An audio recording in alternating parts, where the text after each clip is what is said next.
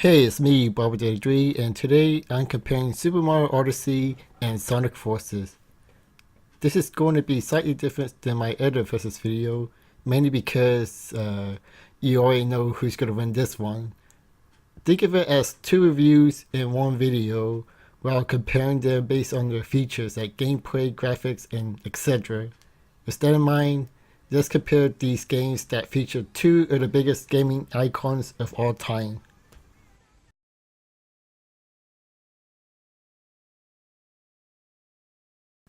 Mario Odyssey is a 3D platformer where you explore the world, finding collectibles by using Mario's abilities.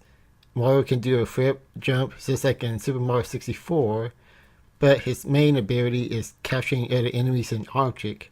This helps Mario gain temporary abilities and reach areas he can't normally do. This spices up the gameplay quite a bit, and Mario's mechanics are pretty solid down to his basic movements, all the way to gaining those temporary abilities from the enemies. There's also some 2D sections which plays pretty much like Super Mario Bros. Sonic Forces is a game where you speed through the level to get to the goal while destroying enemies and doing some platforming. Platforming in huge quotation marks, but I'll explain that when we get to that section. There are three playstyles. Sonic has the boost abilities, just like in Sonic Unleashed, Sonic Colors, and Sonic Generations. The avatar character has wrist powers, and depending which one you got, changes the gameplay style. Plus, you gain extra abilities depending on which character you pick. And Classic Sonic is exclusively 2D, but that's not really something special because both characters has 2D sections as well. The one thing about Sonic game that uses the boost formula is that they never feel the same. They make changes and unfortunately they're not for the better. Like the jumps in Sonic Forces feel a bit more stiff compared to the other Sonic games. And in this case, they sometimes add and take away abilities. Like Mario Sonic don't drift anymore. I find that a real exclusion to take away from him, especially in some parts where drifting would have definitely helped and prevented Sonic from falling off the edge. Instead, they gave that to the Avatar character, which is automatic now, which I think that is safer, but less fun at the same time. Now, it's not a huge game breaker. It's still easy to pick up and play. It's just that you need to make some adjustment, and I wish Sega would have stayed consistent in the Sonic gameplay.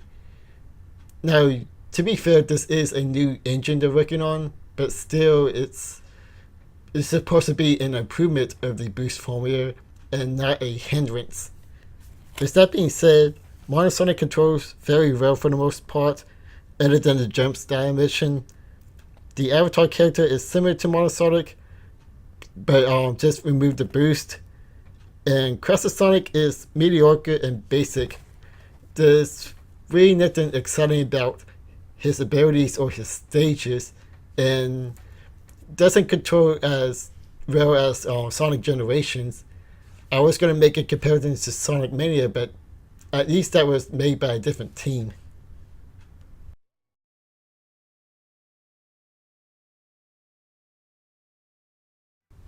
The worlds in Super Mario Odyssey are big and well designed.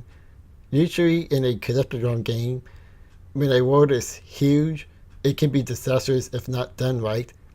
Like, the world can be so huge that the player will not know where to go first or what to do, and some areas can look very similar from another area, and the player may ask if they've been there before. But Nintendo found a way to balance the size of the level, the amount of collectibles you can get in each world, and making sure that each area is unique from one another. Even though each world has its own main mission, you can go off path to explore the world to get as much moon as possible. Even when you're staying on the main mission, you can get a lot of moons easily, either by just platforming and you're finding a moon just floating there, or just defeating enemies that's blocking your way and getting a moon for that. Sonic's team is our last hope. The stages of Sonic Forces are too short to really appreciate. Some of the stages have good ideas like infinite flipping the world and changing up the control, but the rest of the stages are too simple and straightforward. Really, there's barely any stages that separate from each other. In my first playthrough of the game, I was having fun speeding through the level, but when I recorded the second time, I still had fun, but I noticed how pretty straightforward it is. There's really no challenging and barely any platforming section. I wish Sega would have made levels more complex and creative, but I think I know why they went with a simple approach. To please the critics and fans, I guess they were afraid that if they made the levels too complex, that fans will complain about it being too hard, but instead they went to the other extreme where the levels are too simple. They feel pretty empty for the most part.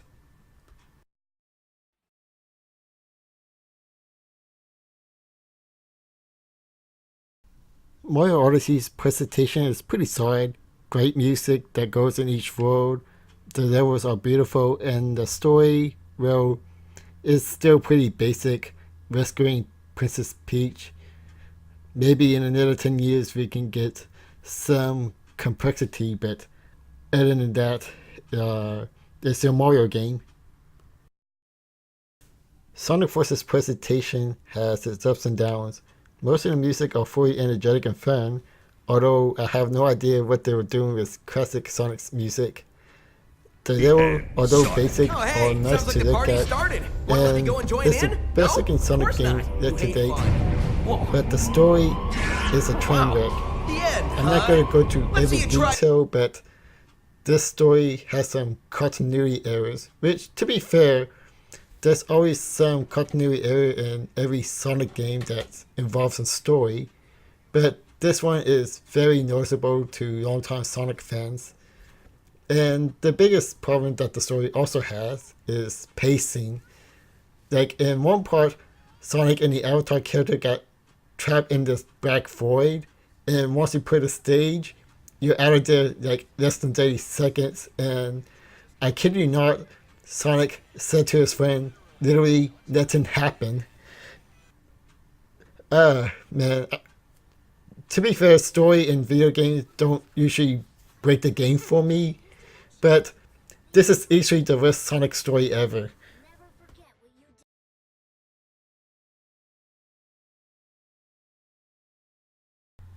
Now here comes the most controversial part of this video, and I think there's something in Sonic Forces that did better than Mario Odyssey, and that's the boss battle.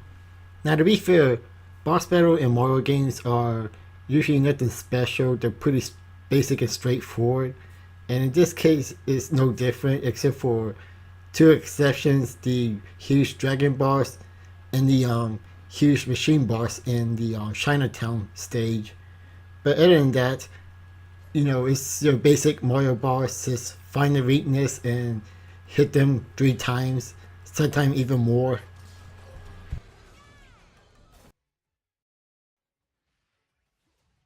The boss battle in Sonic Forces is by far the best thing about Sonic Forces.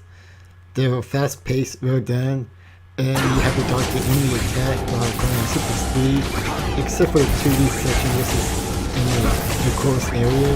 Which I'm surprised there's no boss battle where you have to run in 2D while dodging the enemy's attacks.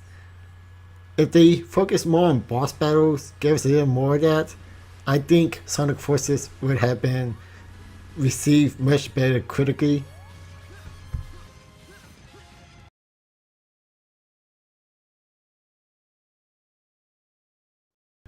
Super Mario Odyssey wins hands down. Really no surprise. It is the perfect game. You all knew this while you're watching this video. I'm assuming everybody watching this video already played the game, and if you don't have it, I'm assuming you also don't have a Nintendo Switch. So go get one out this holiday. It is the perfect game. I think Super Mario Odyssey, even with the simple boss battle, is very fun, never a dull moment. And I'm glad Nintendo went back to this open world formula, and I'm expecting a sequel in the near future. Sonic Forces, on the other hand, I did have fun with the game, but it does have its problems. Although I don't agree with the critics calling it a bad game in general, I do understand the disappointment. This was supposed to be Sega's, rise. The brand new Sega. They promised that they won't rush any more Sonic game, and well, the only thing rush about Sonic Forces is the story. It seems like they have no direction where to take the Sonic series story wise. So I do hope they take the story a bit more seriously. But gameplay wise, I think the gameplay is pretty solid. You may need to practice it a bit, but I wouldn't call it broken. The graphics and music are pretty good. The boss battles are hands down the best part of the game. The story, is a big mess, like I said many times. But even then, the game is way too short. The levels are pretty basic, and I really can't recommend, anybody to pick this game up at full price, which is $40. GameStop is having a Black Friday sale where the game costs $25.99. I would recommend getting it there if you're really interested in the game, and if you really like the boost mechanics. I can see people playing the levels over and over again just for the fun of it. At least I am. But I do admit that Sonic Forces is a step back, and Sega really do need to rethink 3D Sonic. Either give it to a different team, or just take more time, improving the story, improving the game mechanics, and making the levels more creative and, not just boost to win.